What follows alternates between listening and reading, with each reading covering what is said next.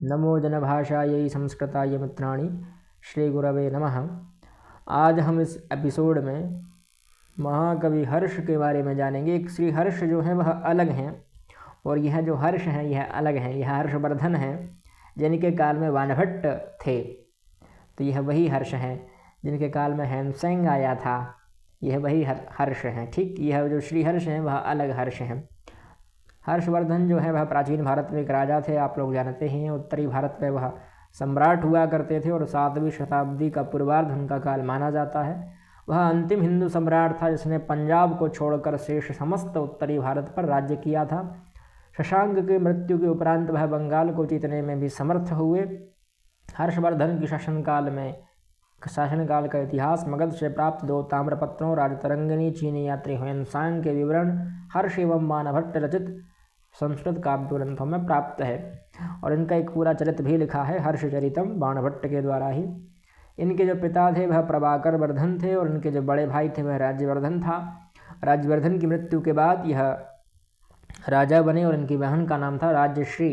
ठीक, राजश्री नहीं था, राज्यश्री था। और इनका निवास था थानेश्वर अथवा स्थानेश्वर, ऐसा कहा जाता है।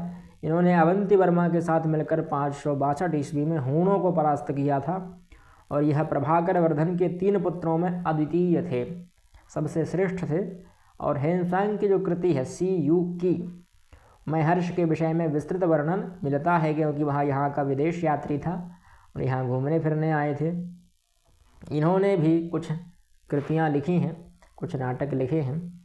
प्रियदर्शिका नाटक लिखा, इसमें 4 अंक हैं। रत्नावली, इसमें भी 4 अंक हैं। और नागानंद, इसमें 5 अंक हैं। यह अलग अलग 3 प्रकार के इन्होंने रूपक लिखे और इनकी उपाधियाँ थीं अनंग, राजा, कवींद्र, कविता का हर्ष इत्यादि इनकी उपाधियाँ थीं।